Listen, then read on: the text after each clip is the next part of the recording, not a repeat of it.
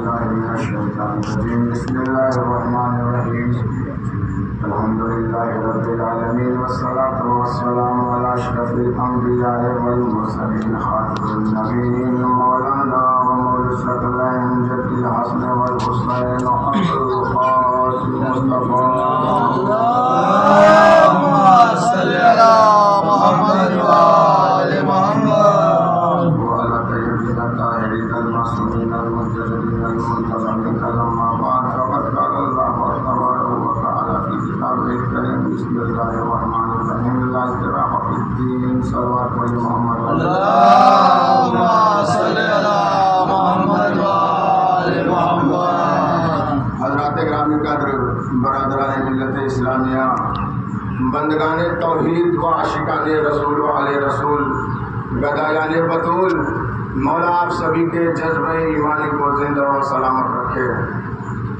میں نے پچھلی مجلس میں جو عرض کیا تھا لا اکراہ فی الدین، دین کے بارے میں آپ لوگوں کو بتایا تھا، دین کے دو حصے اصول فروع تھے۔ آج میرا ٹاپک یہ ہے کہ اس دین کو، یہ دین جو ہے پھیلا کیسے ہے، کس نے پھیلایا ہے۔ تو اللہ نے کہا اے محمد تم اس دنیا میں جاؤ اور میرے دین کو اس دنیا پہ غالب کرو۔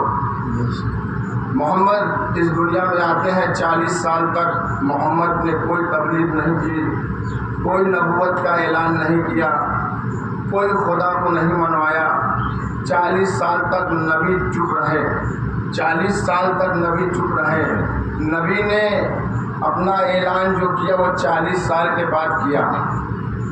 ایسے معاشرے میں نبی کو بھیجا گیا جہاں سب کافر تھے، اور نبی کو وہاں پہ اللہ کا دین کو پھیلانا تھا اور لوگوں تک بتانا تھا۔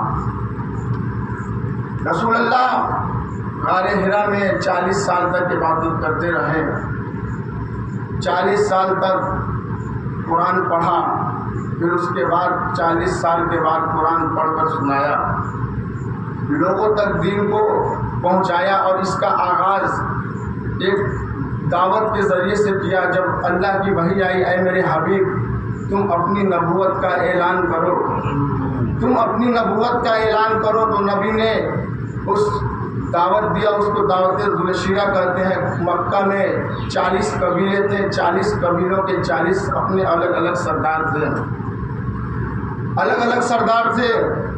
تو دعوت ذوالشیرہ میں 40 کفار کو بلایا گیا، جتنے کافر تھے، جتنے سردار تھے سب کو بلایا گیا، دعوت دی گئی۔ دعوت دینے کے بعد پہلے دن سب دعوت کھائے اور کھا کر چلے گئے، نبی کی کوئی بات نہیں سنی۔ دوسرے دن پھر نبی نے دعوت دیا، ملائکہ کائنات جاتے تھے، ان کے گھروں پہ دعوت کا اعلان کرتے تھے، سب کافر آتے تھے۔ دوسرے دن بھی کافروں نے کھانا کھایا اور کھانا کھا کے پھر واپس چلے گئے۔ تیسرے دن جب رسول اللہ نے حضرت ابو طالب سے کہا اے چچا اگر یہ ایسے ہی جاتے رہیں گے تو میں اپنی بات کو کیسے مکمل کروں گا، اللہ کا جو پیغام ہے ان تک کیسے پہنچاؤں گا۔ متوجہ ہو جائیے آپ لوگ، اللہ کا جو پیغام ہے ان تک کیسے میں پہنچاؤں گا۔ تو ابو طالب کہتے ہیں اے بیٹا محمد تم اپنی بات کب کہنا چاہتے ہو؟ تو محمد نے کہا میں چاہتا ہوں کہ آج بات مکمل ہو جائے۔ تو ابو طالب کہتے ہیں کہ ٹھیک ہے آج کوئی بھی اٹھ کر نہیں جائے گا۔ جب سارے کفار آ گئے، حضرت ابو طالب ننگی تلوار لیے دروازے پر جا کر کھڑے ہو گئے۔ اپنے بھتیجے سے کہتے ہیں محمد اٹھو اور اپنا پیغام دو۔ محمد اٹھتے ہیں اور کہتے ہیں اشہد ان لا الہ الا اللہ۔ ان کافروں سے کہتے ہیں کہ اشہد ان لا الہ الا اللہ، کہو کہ اللہ ایک ہے، کہو کہ اللہ ایک ہے۔ تو ایک دوسرے کی طرف دیکھنے لگے، ایک ابو جہل ابو لہب کی طرف دیکھنے لگا، ابو لہب ابو جہل کی طرف دیکھنے لگا، کہتا ہے کہ ارے یہ کیسے، یہ کیسے؟ مطلب رسول اللہ کو ایسے معاشرے میں بھیجا گیا تھا، رسول اللہ کو ایسے معاشرے میں بھیجا گیا تھا کہ جاؤ کہو کہ اللہ ایک ہے، جہاں سارے کافروں کے گھروں میں کئی کئی خدا ہوا کرتے تھے، اور وہاں پہ جا کر اللہ کو، اللہ کے دین کو بتانا تھا اور اللہ کو ایک منوانا تھا۔ رسول اللہ کے لیے یہ ایک طرح سے چنوتی تھی، اور اللہ نے کہا کہ جاؤ اے رسول جاؤ اس دین، میرے دین کو اس دنیا پہ غالب کرو۔ تو جب انہوں نے اللہ ایک ہے تو اس میں سے ایک کافر کہتا ہے کہ یہ کیسے ہوا، ہمارے پاس تو کئی قرآن، اللہ ایک کیسے ہوا، کون اس کی گواہی دے رہا؟ تو رسول اللہ نے کہا اشہد ان محمد رسول اللہ، میں رسول اللہ کا رسول ہوں، میں گواہی دے رہا ہوں کہ اللہ ایک ہے۔ اتنا کہنا تھا تو ایک بوڑھا جو کفار تھا وہ اٹھا اور کہنے لگا یہ کیسے مانوں کہ تو اللہ کا رسول ہے، یہ کیسے مانا جائے، یہ کون گواہی دے گا کہ تو اللہ کا رسول ہے؟ جتنا کہنا تھا پیچھے سے ایک 10 سال کا بچہ کھڑا ہوا جس کا نام علی ہے، اپنے پنجوں پر کھڑے ہو کر کہتا ہے اشہد ان لا الہ الا اللہ اشہد ان محمد رسول اللہ، صلوات پڑھیے محمد صلی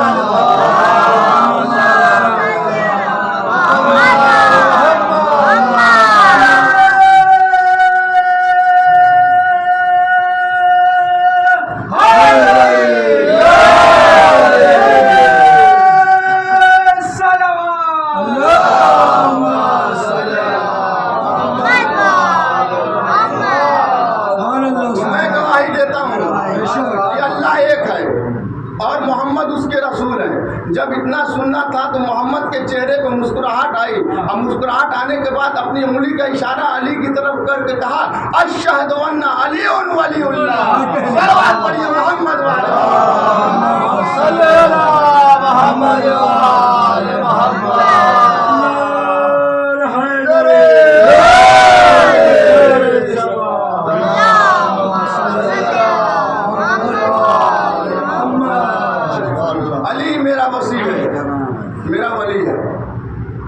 اب تبلیغ کے لیے رسول اللہ مکے کی گلیوں میں روز جایا کرتے تھے۔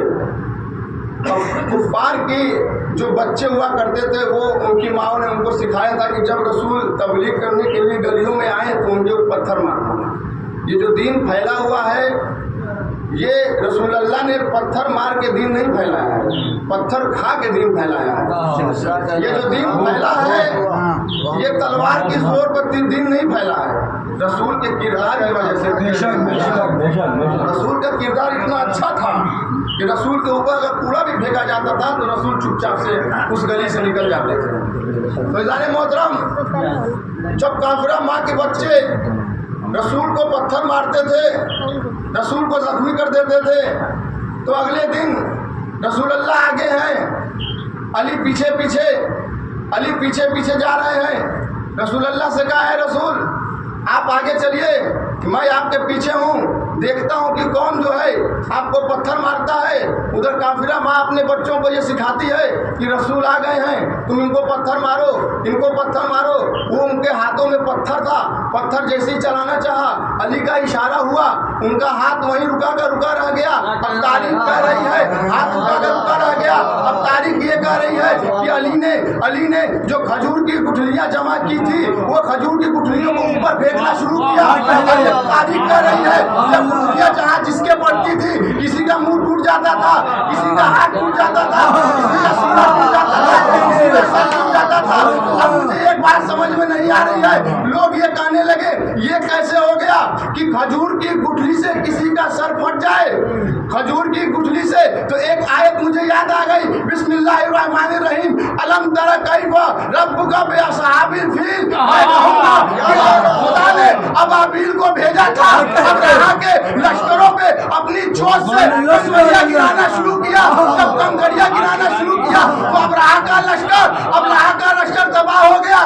میں کہوں گا تمہیں، میں یہ کہوں گا کہ جب ابابیل کے چوٹ سے نکلی ہوئی کنکریاں، جب ابابیل کی چوٹ سے نکلی ہوئی کنکریاں ابرہا کے لشکر کو تباہ کر سکتی ہے تو ید اللہ کے ہاتھ سے نکلی ہوئی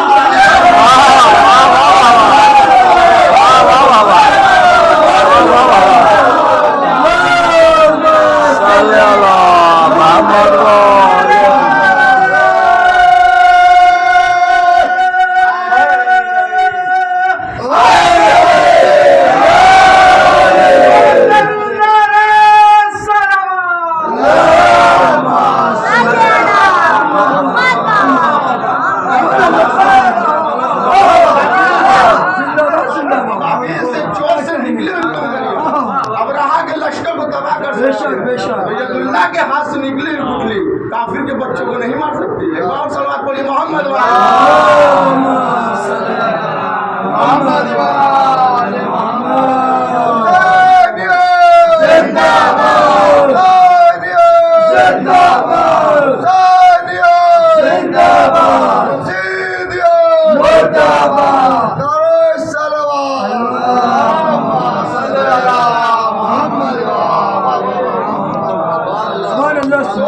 चाहते तो 40 साल पहले भी ऐलान कर सकते थे, लेकिन उन्होंने 40 साल पहले ऐलान नहीं किया क्योंकि गवाह मौजूद नहीं था।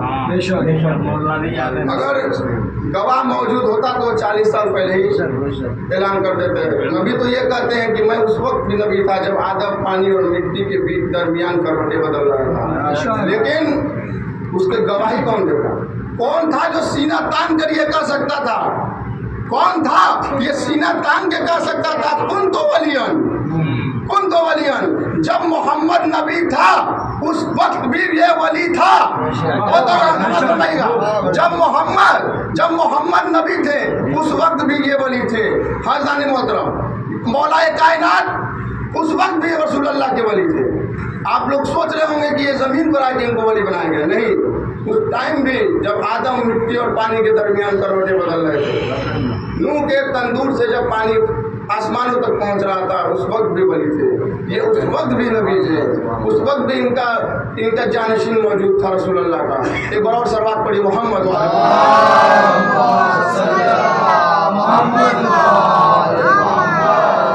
इसी दरमियान तबलीग के दरमियान में हजरत अबू तालिब का इंतकाल हो जाता है।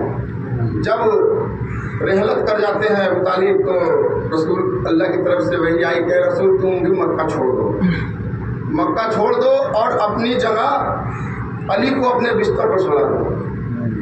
रसूलुल्लाह ने कहा ठीक है, अली को अपने पास बुलाया और कहते हैं अली आज तुमको मेरे बिस्तर पर सोना है। अली कहा बेशक मैं आपके बिस्तर पर सो जाऊँगा। अली ने ये नहीं पूछा क्यों सोना है, किस लिए सोना है, आज मेरे बिस्तर पर सो जाओ। अली तुम्हें मालूम है आज मेरे बिस्तर पर मौत है, आज मेरे बिस्तर पर मौत है। तो अली ने कहा ठीक है मैं आपके बिस्तर पर सोऊंगा। अगर नूर की वजह से ही अली को सुलाना था कि क्योंकि रसूलुल्लाह के जिस्म मुबारक से नूर निकलता था और मौलाए कायनात के भी जिस्म मुबारक से नूर निकलता था। मैं ये कहूँगा कि आप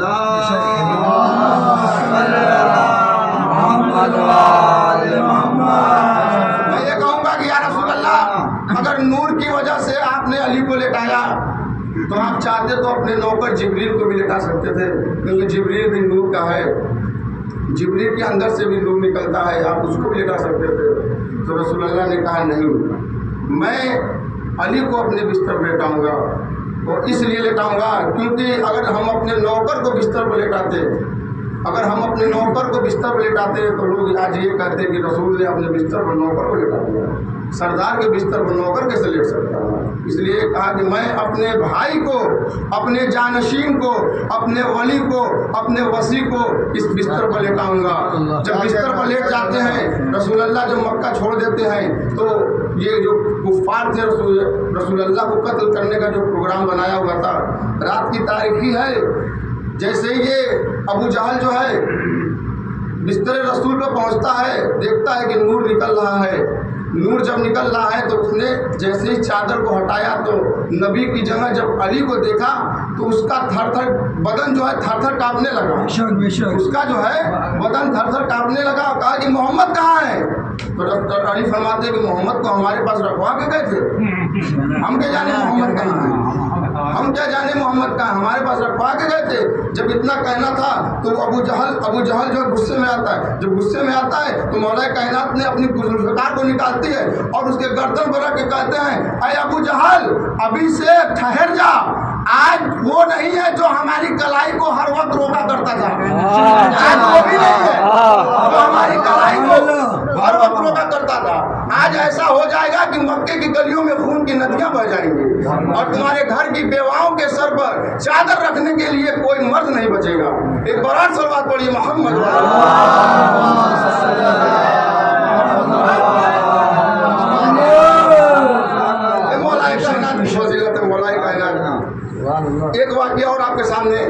کچھ چیزیں ایسی ہیں کہ بیان کرنا ممبر سے اس کو بھی ضروری ہے.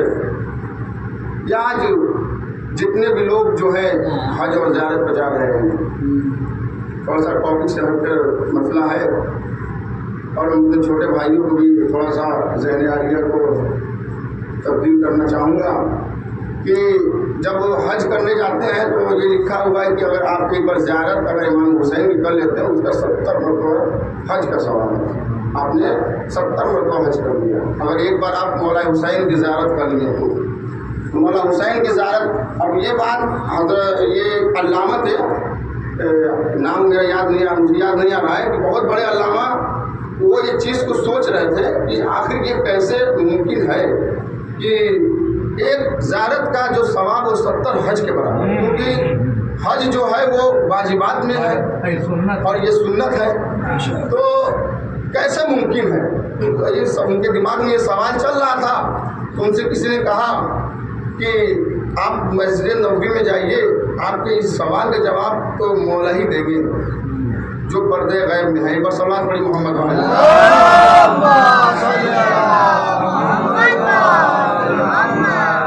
یہ علامہ مجلسی تھے جو یہ انہوں نے دیکھا سنا, اور وہ مسجد نبوی میں پہنچے. 40 دن تک عبادت کرتے رہے. 40ویں دن ایک شخص مسجد میں آیا, آنے کے بعد جب ان کو پریشان دیکھا تو پوچھا, اے مجلسی تم پریشان کیوں ہو؟ کہا کہ میرے دماغ میں ایک سوال ہے جو کئی سالوں سے میرے دماغ کو کھایا جا رہا ہے. کہا کہ کیا سوال ہے؟ کہا کہ سوال یہ ہے کہ ایک زیارت کا ثواب 70 حج کے برابر کیسے؟ وہ واجبات میں سے ہے, یہ سنت ہے. تو وہ شخص نے ایک واقعہ سنایا اور کہا کہ اے مجلسی ایک واقعہ میں تمہیں سنا رہا ہوں اور اس واقعے سے تم اندازہ لگانا کہ کیا صحیح ہے کیا غلط ہے. کہا کہ ایک بادشاہ تھا جو شکار کھیلتے کھیلتے جنگل میں بھٹک گیا. جب جنگل میں بھٹک گیا تو اس کو بہت ہی, اس کے پاس جتنے کھانے پینے کا سامان تھا سب ختم ہو گیا اور اس کو بہت تیز پیاس لگی, بھوک بھی لگی تھی. تو وہ جنگل میں کھوجتے کھوجتے ایک اس کو بڑھیا ملی اپنی جھوپڑی میں بیٹھی ہوئی. تو اس بڑھیا کے پاس جاتا ہے اور کہتا ہے کہ اے بڑھیا مجھے بہت پیاس لگ رہی ہے. بہت متوجہ سنیے گا کہ اے بڑھیا مجھے بہت پیاس لگ رہی ہے, مجھے پانی پلا دو. تو بڑھیا کہتی ہے کہ میرے پاس تو یہی ایک گھڑا ہے, اس میں ہی جتنا پانی یہی میرے زندگی کا سرمایہ ہے, اس کے بعد کچھ نہیں ہے میرے پاس. کہا ٹھیک ہے مجھے پانی دے دے. وہ پانی پی لیا. کچھ دیر کے بعد اس کو بھوک لگتی ہے. بھوک لگنے کے بعد کہا کہ مجھے بہت دیر بھوک لگی ہے. تو بڑھیا کے پاس ایک بکری تھی. تو بڑھیا نے کہا کہ دیکھو میرے زندگی کا جو سرمایہ یہی ایک بکری ہے, اس کے علاوہ میرے پاس کچھ بھی نہیں ہے. اس نے کہا ٹھیک ہے.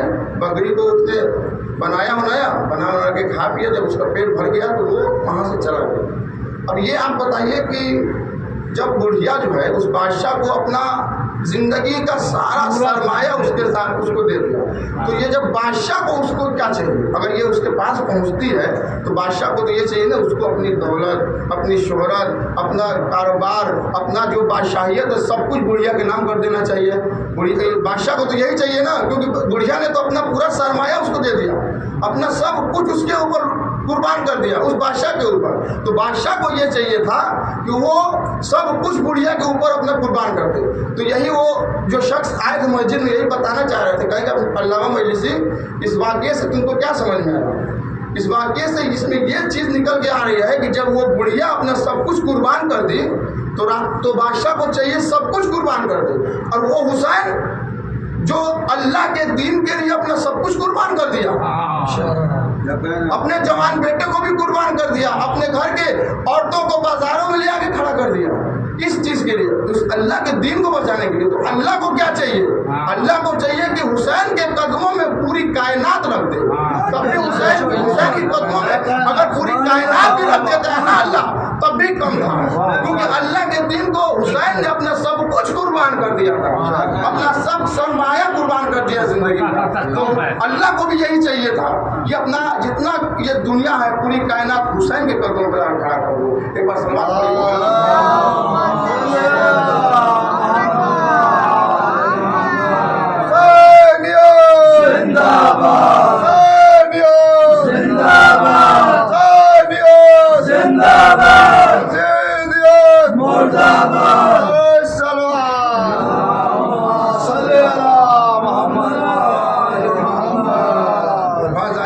بس اپنے بات کو ختم کرتے ہوئے بس میں اپنے مسائل پر آ رہا ہوں. فضائل محترم، آج محرم کی 8 تاریخ، بس چند دن اور بچے ہیں. جتنا حسین پر گریہ کرنا ہو کر لے. میں اپنے مسائل میں ایک بات ضرور عرض کرتا ہوں کہ رہے جو اگلے برس ہم ہیں اور یہ غم پھر ہے، جو چل بسے تو یہ اپنا سلام آخر ہے. فائدان مطلب آج اس کا مسائل پڑھنا ہے جو ابوالفضل عباس ہے، جو لشکر کا سردار ہے. فائدان محترم جو لشکر کا سردار ہے، اس باب الحوائج کا مسائل پڑھنا ہے. جب یہ امام حسین کا جب یہ لشکر 2 محرم کو کربلا میں وارد ہوا، دریا کے کنارے خیمے کو گاڑا گیا. شمر نے یہ حکم دیا ہے حسین اپنے خیمے کو دریا کے کنارے سے ہٹا لو. ارے جب یہ بات عباس نے سنی تو جلال میں آ گئے، تلوار نکال کر ایک خط کو کھینچا اور کہتے ہیں اے ظالموں، اگر تم میں اتنی جرت ہے تو اس خط کو پار کر کے دکھاؤ. ظالم محترم اتنا کہنا تھا. حسین عباس کے جلال کو دیکھ رہے تھے. جناب زینب کے خیمے میں آتے اور کہتے ہیں زینب، ارے زینب تم نے کچھ سنا ہے؟ زینب نے کہا ہاں بھیا، میں نے سنا ہے کہ عباس نے ظالموں کو للکارا ہے. ایک مرتبہ حسین نے کہا ہے زینب، ارے عباس سے کہہ دو، عباس سے کہہ دو کہ خیمہ ہٹا لے. یہ حسین کہہ رہا ہے. حسین جنگ نہیں چاہتا ہے، حسین جنگ نہیں چاہتا ہے. عباس سے کہہ دو کہ خیمہ ہٹا لے. ایک مرتبہ زینب نے کہا بھیا، زینب نے کہا بھیا ارے میں کیسے کہوں، ارے آپ خود ہی عباس سے کہہ دیجئے. ایک مرتبہ حسین نے کہا ارے میں عباس کے سامنے شرمندہ نہیں ہونا چاہتا. ایک مرتبہ کہا کیا ہوا؟ کہا ارے جب میرے بابا کو، ارے جب میرے بابا کو مسجد میں شہید کیا گیا تھا تو میرے عباس کو جلال آیا اور ہم نے کہا عباس ابھی کربلا نہیں ہے. محترم جب میرے بھیا حسن کے جنازے پر تیر چلا تو میرے عباس نے تلوار نکال لی. تب میں نے عباس کے کلائی کو روکا اور کہا عباس، عباس یہ کربلا نہیں ہے. ارے جب ہر نے میرے لجام فرج پہ ہاتھ ڈالا تھا نا تو عباس کو جلال آیا. میں نے کہا تھا عباس ارے یہ کربلا نہیں ہے. میں کیسے عباس سے کہوں، ارے اب تو کربلا بھی آ گئی. ایک مرتبہ زینب نے فضا سے فضا کو بھیجا اور کہا کہ عباس کو بلا لاؤ. عباس ارے زینب کے خیمے کے پاس آتے ہیں، ادب سے خیمے کے اندر آئے اور کہتے ہیں عباس ارے حسین چاہتے ہیں، ارے حسین چاہتے ہیں کہ خیمے کو دریا کے کنارے سے ہٹا لیا جائے، لیکن میں یہ جانتے ہوں ارے تمہیں ظالموں کے سامنے شرمندہ ہونا پڑے گا. ارے تمہیں ظالموں کے سامنے شرمندہ ہونا پڑے گا. ارے اتنا کہنا تھا. ارے عباس نے کہا ارے جب میرا آقا چاہتا ہے ارے تو میں اپنے ہاتھوں سے لکیروں کو مٹاؤں گا. عزیزان محترم حضرت عباس نے لکیر کو مٹایا، خیمے کو دریا سے بہت دور محفوظ کیا. عزیزان محترم جتنا گریہ کرنا ہو گریہ کر لے. عزیزان محترم ارے حضرت عباس نے ارے امام حسین کے پاس آتے ہیں اور کہتے ہیں اے آقا ارے مجھے بھی جنگ کی اجازت دیجیے. ارے ایک مرتبہ حسین نے کہا اے عباس ارے تم تو میری فوج کے علم بردار ہو. ارے ایک مرتبہ عباس نے دائیں جانب دیکھا، ارے بائیں جانب دیکھا، دیکھ کر کہتے ہیں اے آقا ارے وہ لشکر کہاں ہے ارے جس کے میں علم برداری کرتا تھا. ارے اتنا کہنا تھا. ارے خیموں میں ارے بچوں کی رونے کی آواز آئی. حسین کہتے ہیں عباس ارے جا کر خیمے میں دیکھو ارے بچے کی رونے کی آواز کیوں آ رہی ہے. ایک مرتبہ عباس خیمے میں جاتے ہیں، سکینہ قدموں سے لپٹ جاتی ہے اور کہتی ہے چچا جان ارے پیاس مارے ڈال دی ہے. ارے سارے بچوں نے الکش کی صدائیں بلند کر دی. ایک مرتبہ ارے عباس نے کوزا لیا، ارے گھوڑے پر سوار ہوئے. ادھر امام حسین حسین نے علی اکبر کو بلایا اور کہا اے اکبر ارے ذرا دیکھ کر بتاؤ ارے عباس کا علم کس جانب جا رہا ہے. ارے ایک مرتبہ ارے خوشی کے مارے اکبر اچھلے اور کہتے ہیں بابا ارے علم دریا کی طرف بڑھ رہا ہے. ارے اب دریا کی طرف بڑھ رہا ہے. ارے کچھ دیر کے بعد ارے اکبر کہتے ہیں بابا ارے علم دریا میں اتر چکا ہے. عزیزان محترم ارے کچھ دیر کے بعد علی اکبر کے چہرے کا رنگ اڑ گیا. حسین پریشان ہو گئے. اے اکبر ارے کیا ہوا جلدی بتاؤ ارے میرا دل بیٹھا جا رہا ہے. ایک مرتبہ علی اکبر نے کہا اے بابا ارے علم نے دائیں جانب رخ کیا ہے. حسین نے کہا ارے عباس کا دایاں بازو کی خیر. اے بابا علم نے بائیں جانب اس کو لے لیے. ارے حسین نے کہا ارے عباس کے بائیں بازو کی خیر ہو. آج ذرے محترم ادھر عباس کے آنکھوں میں تیر لگا. ارے مشق سکینہ چھدے عباس کا بازو کٹا. عباس گھوڑے سے ارے زمین پر ایسے آئے. ارے منہ کے بعد عباس گھوڑے سے زمین پر ادھر حسین نے عباس نے آواز دی اے آقا ارے میں گھوڑے سے گر گیا. ارے حسین بھاگے. ارے حسین بھاگے. جانے ماترا چورا سنیے گا. ارے بھاگتے بھاگتے حسین کربلا کی ریت پر گرے.